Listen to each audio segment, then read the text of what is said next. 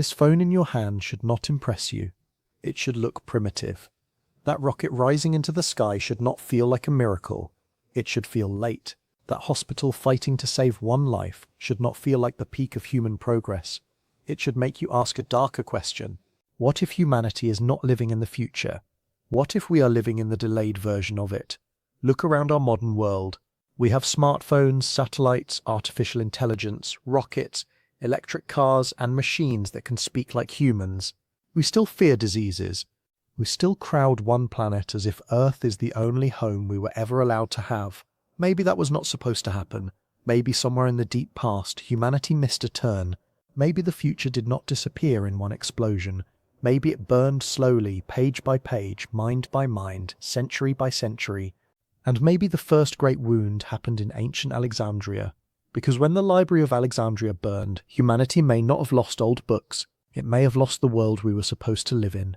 To understand what may have been stolen, we have to travel back to ancient Alexandria, Egypt, between 300 BC and 30 BC. Not to modern offices, not to glass buildings, not to phones, computers, cars or rockets. To the ancient world, to stone columns, oil lamps, ships in the harbour, scrolls on wooden shelves, and scholars walking through halls of dust and sunlight. In that ancient city beside the Mediterranean Sea, humanity was doing something dangerous. It was remembering. The Great Library of Alexandria was not just a building, it was an attempt to gather the mind of the world in one place. Ships entered the harbour, books were copied, languages were translated, ideas from Egypt, Greece, Persia, India, Babylon and beyond were collected and preserved. This was not just poetry, this was medicine, this was astronomy, this was mathematics, this was engineering, this was geography. It was the hard work of thousands of minds trying to understand the body, the stars, the earth, water, machines, time and death. In ancient Alexandria, between 300 BC and 30 BC, people were asking questions that still shake us today. How large is the earth? What moves the planets? Can steam move a machine? Can the body be understood instead of feared? Can the universe be measured instead of worshipped from a distance? Eratosthenes calculated the size of the earth with shocking accuracy, using shadows, distance and reason. Aristarchus imagined that the earth moved around the sun long before the modern world was ready to accept it. Hero of Alexandria described machines powered by steam, pressure and moving air. These were not small thoughts, these were sparks. And a spark in the right hands at the right time can become an engine. An engine can become a factory can become a rocket can become a civilization that no longer belongs to one planet. That is why Alexandria matters, not because it was old, because it was early. It was humanity beginning to wake up. Then the wound began, still in the ancient world, still in Alexandria, long before modern cities and modern machines, the chain of knowledge started to break. The loss of Alexandria was not one clean moment, it was not one simple fire, one villain, one night, and then silence. It was worse than that. In 48 BC, during the time of Julius Caesar, fire damaged part of Alexandria. In later centuries, war, religious conflict, neglect and political collapse struck again and again. The great memory of the ancient world did not vanish like a candle blown out. It bled, it cracked, it was scattered, and every time a scroll disappeared, something more than paper was lost. A recipe for medicine, a map of the stars, a method for measuring land, a forgotten machine, a record of a disease, a theory that could have taken another mind one step further. That is the part people miss. Knowledge is not a pile of facts. Knowledge is a chain. One mind discovers something, another mind improves it, a third mind finds a mistake, a fourth mind turns it into a tool, break the chain, and the future has to start over. Imagine a family that saves seeds for 100 years. Then one night the seeds burn. The next morning they do not just lose food, they lose next year. They lose the harvest after that. They lose the children those harvests would have fed. That is what the loss of Alexandria represents. Not one burned library, a broken chain, a future forced to restart, and the tragedy did not end in the ancient world. Because centuries later we move forward into medieval Europe between 500 AD and 1500 AD. Not ancient Egypt anymore. Not Alexandria. Not the Mediterranean library. Now the world is colder, darker, divided into villages, monasteries, stone churches, candlelit rooms, hidden manuscripts, and people whispering ideas instead of shouting them. The hunger for knowledge did not fully die. There were still scholars, There were still monks copying books. There were still healers, builders, navigators, and minds trying to understand the world. But the air had changed. In many places, questions became dangerous. Too much curiosity could look like rebellion. Too much knowledge could look like heresy. Too much independent thought could place a person in the shadow of punishment. And fear is one of the most powerful prisons ever invented. The prison does not need walls if it teaches people to stay silent. So ask the real question. How many scientists never became scientists? How many doctors never opened the body because they were afraid? How many women knew medicine, herbs, birth, fever, infection, pain, and healing, but were remembered only as threats? How many children were born with genius in their bones, but grew up in a world that taught them obedience before curiosity? This is the second loss. First, humanity lost the books. Then humanity lost the permission to think. Progress does not stop because people become stupid. Progress stops because people become afraid. For centuries, too many minds were trained to survive, not to question, to repeat, not to discover, to obey, not to build. A burned book can sometimes be rewritten, but a mind that never speaks leaves no ashes behind. You cannot recover the invention that was never attempted. You cannot restore the cure that was never tested. You cannot rebuild the machine that never left someone's imagination. That is how a future disappears, not always with fire. Sometimes with silence. Now come back to the modern world. No specific year, just our age. The age of rockets, satellites, smartphones, artificial intelligence, nuclear weapons, power grids, hospitals, traffic, and cities glowing at night. We like to call ourselves advanced, and in many ways we are. A phone in your hand can speak across oceans. A satellite can watch storms form from space. A surgeon can repair what once meant death. A rocket can leave Earth. A machine can answer questions in seconds. But look closer. We still burn fuel from the ground to keep our world alive. We still build cities that collapse when the power goes out. We still fear hunger. We still fear cancer. We still fear war. We still fear one bad leader with one terrible weapon. We still live crowded on one planet, acting like there is nowhere else to go. That is the strange part. We are powerful enough to dream of Mars, but not mature enough to stop destroying ourselves on Earth. We are advanced enough to create artificial intelligence, but still primitive enough to poison rivers, burn forests, and fight over borders. So maybe the right question is not, how advanced are we? Maybe the right question is, how late are we? There is a scale that tries to measure this. It is called the Kardashev scale. Forget the complicated science. The idea is simple. A level 1 civilization controls the power of its whole planet, its energy, its weather, its oceans, its resources, its survival. A level 2 civilization begins to control the power of its star.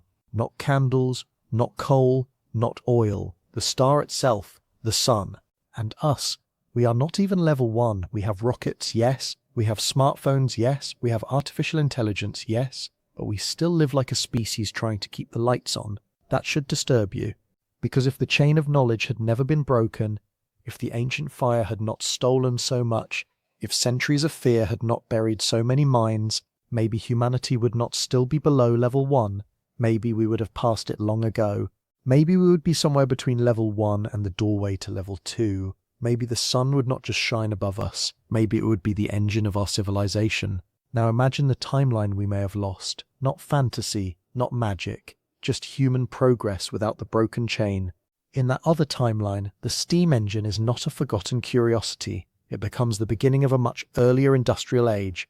Printing arrives sooner, books spread sooner, medicine grows faster, astronomy moves faster, engineering matures faster, electricity comes sooner, flight comes sooner, space comes sooner. In the other timeline, a child does not look at the moon and ask if humans will ever live there. That child may have family there. Mars is not a headline. Mars is a destination. A hard place, yes. A rogue, a dangerous place, yes. But no longer impossible. In that other timeline, Earth is not humanity's cage. It is humanity's birthplace. Imagine cities in orbit, turning slowly above the planet. Imagine farms under glass on the moon. Imagine families on Mars watching Earth rise like a blue star in the sky. Imagine energy collected directly from the sun, not by digging deeper into the earth, but by building upward, outward, beyond the old limits. Imagine hospitals where diseases that terrify families today are treated like routine problems.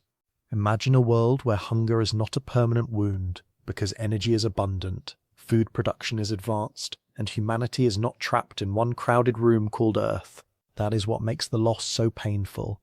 It is not just that old people lost old books. It is that children today may be living smaller lives because of fires that burned before they were born. We may be paying rent inside a delayed civilization. We may be working jobs, fighting bills, fearing illness, and staring at the stars from the ground because a chain was broken 2,000 years ago. This is why Alexandria matters. Not because the past was perfect. It was not. Not because ancient people knew everything. They did not. But because they had begun something. And when that beginning was shattered, the road ahead became longer, darker, and more expensive for every generation after them. Maybe we would not be living across the entire galaxy. Not yet. Maybe we would not be gods. Maybe we would not have solved every mystery in the universe. But maybe we would not be here either. Maybe we would not still be trapped below level 1. Maybe humanity would already be planetary, orbital, solar. But there is another possibility, a darker one.